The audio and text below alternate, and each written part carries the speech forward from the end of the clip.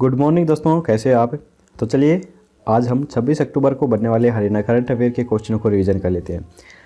लेकिन उससे पहले मैं आपको बता दूं कि अगर आपने अभी तक हमारी कोई भी हरियाणा करंट अफेयर्स की वीडियो मिस की है तो आपको वो दोबारा से देखने की ज़रूरत नहीं है। आप सभी जो क्वेश्चन हैं हमारे हरियाणा करंट अफेयर के वो PDF के रूप में रिवीजन कर सकते हैं। 1 महीने की PDF आपको 15 रुपये में, 6 महीने की 40 रुपये में और 1 साल की आपको 60 रुपये में मिलेगी। लिंक डिस्क्रिप्शन में अवेलेबल है, आप चाहे तो वहाँ पर जाकर इन्हें डाउनलोड भी कर सकते हैं। अगर आपको डाउनलोड करने में कोई प्रॉब्लम आ रही है या फिर आपको डाउनलोड करना नहीं आता है तो आप हमें स्क्रीन पर दिए गए व्हाट्सअप नंबर पर मैसेज कर सकते हैं, हम आपको PDF व्हाट्सअप के द्वारा ही सेंड कर देंगे। तो चलिए चलते हैं आज की वीडियो पर। तो पहला प्रश्न है, मानसून सत्र के दौरान हरियाणा विधानसभा के कितने कमरों पर वापस लेने के लिए प्रस्ताव आएगा। तो ये आएगा 20 कमरों के लिए। दरअसल ये जो 20 कमरे हैं ये पंजाब ने अपने और अधिकृत किए हुए थे, तो उन्हें पंजाब से वापस हरियाणा में लिया जाएगा। हरियाणा विधानसभा परिसर के 20 कमरों पर 54 साल से पंजाब का कब्जा है। दरअसल पंजाब से अलग होने पर विधानसभा में हरियाणा के लिए 40% की हिस्सेदारी तय हुई थी, पर महज 27% जगह ही हरियाणा को मिल रही है। विधानसभा अध्यक्ष ज्ञानचंद गुप्ता ने बताया कि हरियाणा के 13% हिस्से से कब्जे हटाने के लिए विधानसभा एक प्रस्ताव भी पारित करेगी। मामला केंद्रीय गृह मंत्रालय के समक्ष भेजा गया है। कोरोना के चलते 26 अगस्त से स्थगित विधानसभा का मानसून सत्र 5 नवंबर को शुरू होगा।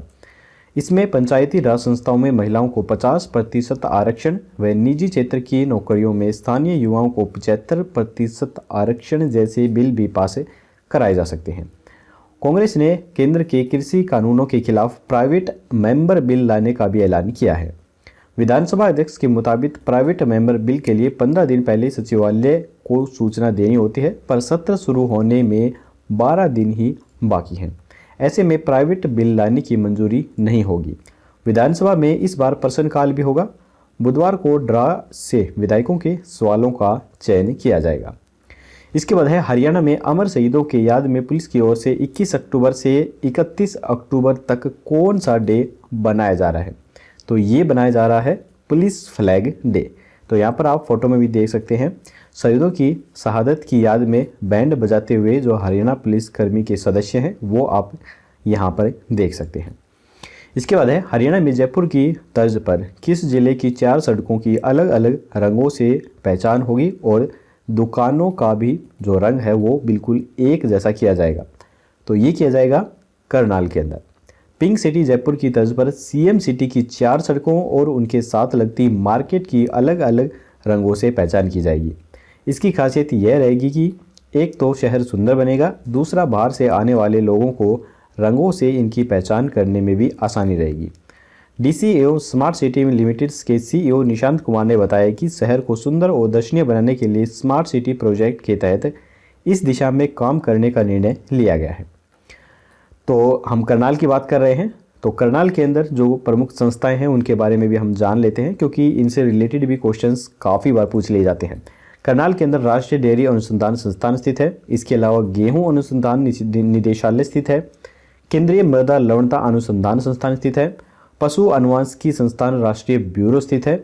भारतीय कृषि अनुसंधान संस्थान स्थित है। तो ये सभी संस्थान करनाल के अंदर स्थित है।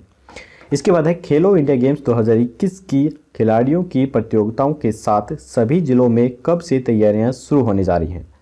तो ये तैयारियां शुरू होने जा रही हैं 1 नवंबर 2020 से।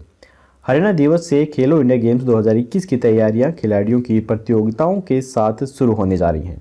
खेल विभाग जिला स्तर पर एथलेटिक्स, कुश्ती, boxing, badminton, hockey, kabaddi, football तथा हैंडबॉल की प्रतियोगिताएं 1 नवंबर से आयोजित होने जा रही हैं। प्रतियोगिता की तैयारी को लेकर खेल विभाग की डिप्टी डायरेक्टर अरुण कांत ने शनिवार को कर्ण स्टेडियम के फैसिलिटी सेंटर में कोच की मीटिंग ली है। इसके बाद है, हिसार इंटरनेशनल स्तर के एयरपोर्ट पर रनवे एक्सटेंड्स करने को लेकर कार्यक्रम तय कर दिया गया है। अक्टूबर का ऑब्जर्वेशन होम के सामने रनवे का भूमि पूजन कब किया जाएगा।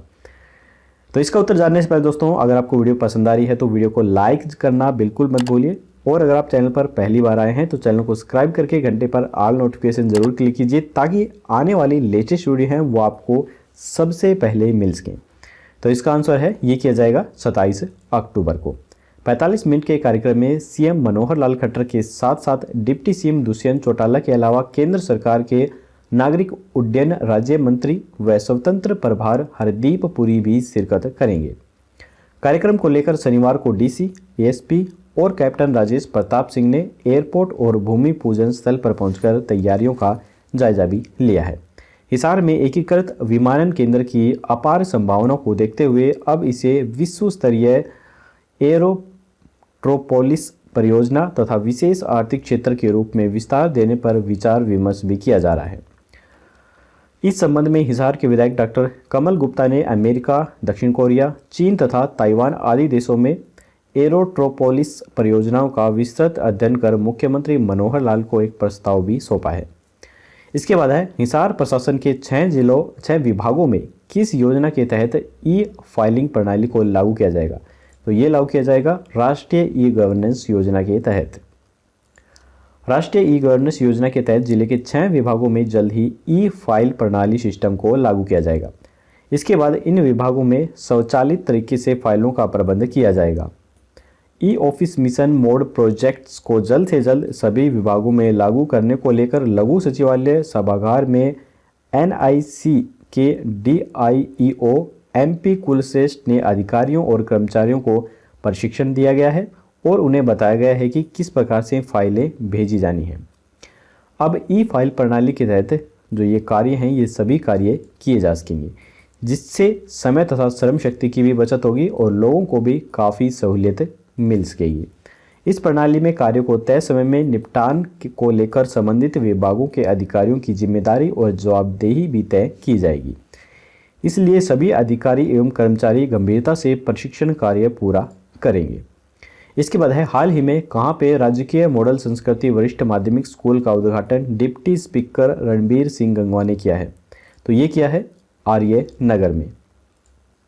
शिक्षा के क्षेत्र में व्यापक बदलाव लाने की दिशा में डिप्टी स्पीकर रणबीर गंगवा ने शनिवार को आर्य नगर में राजकीय मॉडल संस्कृति वरिष्ठ माध्यमिक स्कूल का उद्घाटन किया है। इस स्कूल में हिंदी के साथ साथ अंग्रेजी माध्यम से भी छात्रों को पढ़ाई के अवसर हासिल किए जाएंगे तथा यह स्कूल हरियाणा बोर्ड के अतिरिक्त सीबीएसई बोर्ड से भी जोड़ा जाएगा। इसके बाद है बैक्टीरियोलॉजिकल फूड टेस्टिंग किट हाल ही में किस यूनिवर्सिटी के द्वारा बनाई गई है। तो ये टेस्टिंग किट बनाई गई है PAU यानी कि पंजाब यूनिवर्सिटी के द्वारा। अब आसानी से पता लगाया जा सकेगा कि आपके भोजन में कौन से खतरनाक बैक्टीरिया मौजूद हैं। इसके लिए लुधियाना के कृषि विद्यालय ने खास किट तैयार की है। दरअसल बाजार से जब भी हम कोई खाने की चीज़ें लेकर आते हैं तो हमें यह पता नहीं होता है कि वह कितनी हमारे लिए सुरक्षित है। देखने में चमकदार और लुभावने दिखने वाले फलों में कौन सा बैक्टीरिया है और यह हमारी सेहत को कितना नुकसान पहुंचा सकता है। ऐसे में इस किट से यह जानना अब काफ़ी आसान हो जाएगा। हम घर बैठे सिर्फ 48 घंटे में ही पता लगा सकेंगे कि हम जो भी चीज़ खा रहे हैं वह हमारे लिए घातक है या फिर लाभप्रद है।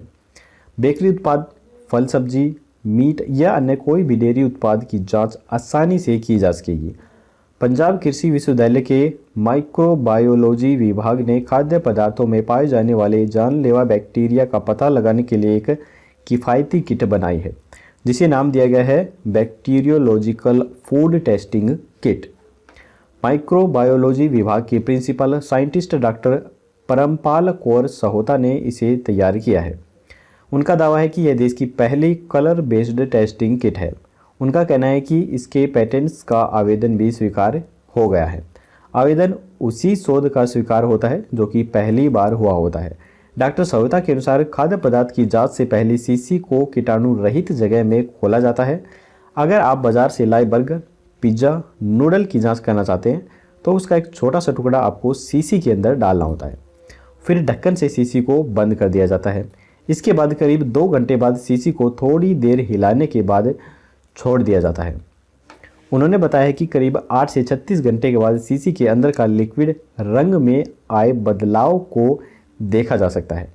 फिर किट के साथ दिए जाने वाले कलर चार्ट को देखकर पता चल जाता है कि खाद्य पदार्थ में कौन सा बैक्टीरिया पाया गया व इसका क्या नुकसान है, इससे क्या बीमारी हो सकती है। हर बैक्टीरिया को प्रदर्शित करने के लिए अलग अलग रंग दिखाई देगा।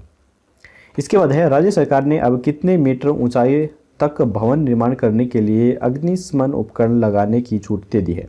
तो ये छूट दे दी गई है 16.5 मीटर तक ऊंचाई वाले भवनों में। हरियाणा सरकार ने राज्य में बिल्डरों और भवन निर्माण करने वालों को बड़ी राहत दी है। राज्य सरकार ने अब 16.5 मीटर ऊंचाई तक भवन निर्माण करने के लिए अग्निशमन उपकरण लगाने की छूट दे दी है। नगर एवं ग्राम आयोजना विभाग ने इस बार हरियाणा बिल्डिंग कोड 2017 में संशोधन संबंधी अधिसूचना जारी की है। पहले 15 मीटर ऊंचाई तक अग्निशमन उपकरण लगाने की जरूरत नहीं होती थी। पहले ये बिल्डर 15 मीटर ऊंचाई के कारण 4 ही फ्लोर बना पाते थे, मगर अब इनके लिए एक नया फ्लोर बनाने की भी छूट मिल गई है। हालांकि भवन की ऊंचाई तो पहले भी 16.5 मीटर तक ही हो सकती थी, मगर तब 15 मीटर से अधिक ऊंचाई के भवन में अग्निशमन उपकरण लगाने जरूरी हो जाते थे। इस पर 5 मंजिला में करीब 22 लाख रुपए का खर्च आता था। इस कारण बिल्डर 4 ही मंजिल बनाते थे।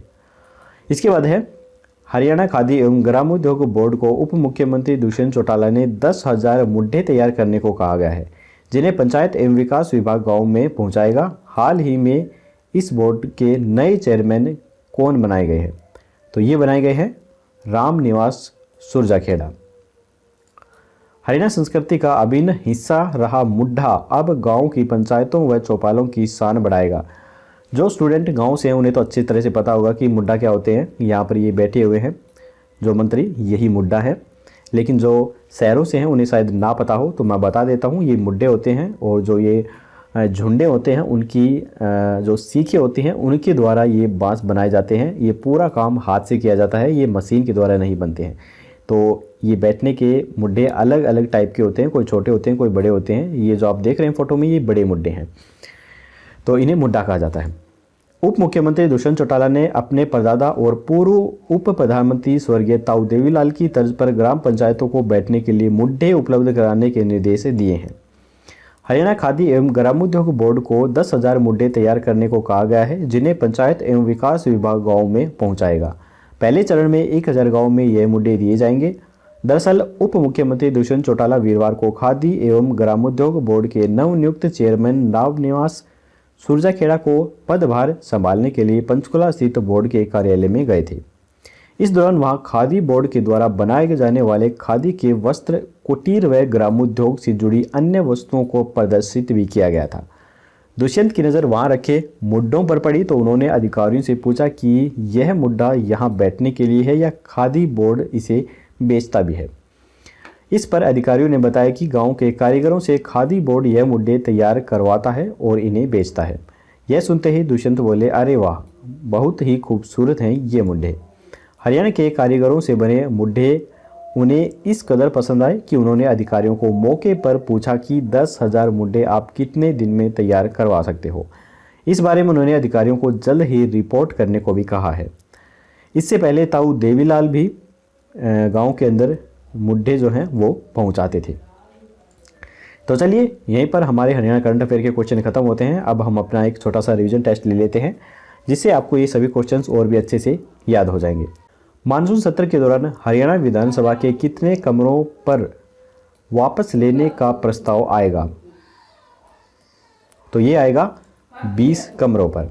हरियाणा में अमर शहीदों के याद में पुलिस की ओर से 21 अक्टूबर से 31 अक्टूबर तक कौन सा डे बनाया जा रहा है? तो ये बनाया जा रहा है पुलिस फ्लैग डे। हरियाणा में जयपुर की तर्ज पर किस जिले की 4 सड़कों की अलग अलग रंगों से पहचान होगी और दुकानों का रंग भी एक जैसा किया जाएगा? तो ये किया जाएगा करनाल में।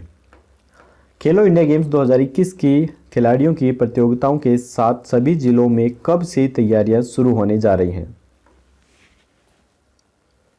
तो ये शुरू होने जा रही हैं 1 नवंबर 2020 से। हिसार इंटरनेशनल स्तर के एयरपोर्ट पर रनवे एक्सटेंस करने को लेकर कार्यक्रम तय कर दिया गया है। अक्टूबर का ऑब्जर्वेशन होम के सामने रनवे का भूमि पूजन कब होगा? तो ये होगा 27 अक्टूबर को। हिसार प्रशासन के 6 विभागों में किस योजना के तहत ई फाइलिंग प्रणाली को लागू किया जाएगा? तो ये किया जाएगा राष्ट्रीय ई गवर्नेंस योजना के तहत। इसके बाद है, हाल ही में कहां पे राजकीय मॉडल संस्कृति वरिष्ठ माध्यमिक स्कूल का उद्घाटन डिप्टी स्पीकर रणवीर सिंह गंगा के द्वारा किया गया है? तो ये किया गया है आर्यनगर में। बैक्टीरियोलॉजिकल फूड टेस्टिंग किट हाल ही में किस यूनिवर्सिटी के द्वारा बनाई गई है? तो ये बनाई गई है PAU यानी कि पंजाब यूनिवर्सिटी के द्वारा। राज्य सरकार ने अब कितने मीटर ऊंचाई तक भवन निर्माण करने के लिए अग्निशमन उपकरण लगाने की छूट दे दी है? तो ये छूट दे दी गई है 16.5 मीटर तक। इसके बाद है हरियाणा खाद्य एवं ग्रामोद्योग बोर्ड को उप मुख्यमंत्री दुष्यंत चौटाला ने 10,000 मुड्डे तैयार करने को कहा गया है, जिन्हें पंचायत एवं विकास विभाग गाँव में पहुंचाएगा। हाल ही में इस बोर्ड के नए चेयरमैन किन्हें बनाया गया है? तो ये बनाया गया है रामनिवास सुरजा खेड़ा को। तो यहाँ पर दोस्तों हमारा रीजन टेस्ट भी खत्म होता है। अब हम कल का क्वेश्चन देख लेते हैं। कल हमने आपसे पूछा था कि प्रदेश के किस जिले में आयुर्वेदिक औषधालय खोला जाएगा। तो काफ़ी सारे स्टूडेंट ने बिल्कुल सही आंसर दिया था, लेकिन जिन्हें नहीं मालूम है उन्हें बता दूं कि इसका आंसर है यमुनानगर। सी हमारा राइट ऑप्शन है। हरियाणा के मुख्यमंत्री मनोहर लाल ने जेल में बंद कैदियों और वहां कार्यरत अधिकारियों एवं कर्मचारियों के लिए जिला जेल यमुनानगर में आयुर्वेदिक औषधालय खोलने और इस औषधालय के सुचारू संचालन के लिए 5 पद स्वीकृत करने के प्रस्ताव को स्वीकृति प्रदान की है। इन 5 पदों में आयुर्वेदिक चिकित्सा अधिकारी, फार्मासिस्ट, आयुर्वेदिक और बहुउद्देशीय स्वास्थ्य कार्यकर्ता का एक पद तथा अनस्कॉलिट वाटर कैरियर और स्वीपर के 2 पद शामिल हैं। इसके अतिरिक्त चतुर्थ श्रेणी के पदों को आउटसोर्सिंग नीति भाग 1 के तहत भी भरा जाएगा। इन पदों के सृजन से प्रतिवर्ष 35.56 लाख रुपए से अधिक का खर्च आने की संभावना है। तो चलिए अब हम देख लेते हैं आज का क्वेश्चन। आज का क्वेश्चन है कि प्रदेश के किसानों को सिंचाई में आने वाली समस्या को दूर करने के लिए कौन सी योजना शुरू की गई है? तो यहाँ पर 4 ऑप्शन है, सिंचाई योजना, कुसुम योजना, लघु सिंचाई योजना और अमृत योजना। तो आपको इनमें से राइट ऑप्शन हमें कमेंट बॉक्स में बताना है। आपको इसका आंसर कल की वीडियो में मिल जाएगा। तो आज की वीडियो दोस्तों यहीं पर ख़त्म होती है। अगर आपको वीडियो पसंद आई हो तो लाइक ज़रूर कीजिएगा और अपने दोस्तों के साथ शेयर करना बिल्कुल मत भूलिए। तो चलिए कल मिलेंगे ऐसी ही एक नई वीडियो के साथ। तब तक के लिए जय हिंद, जय भारत।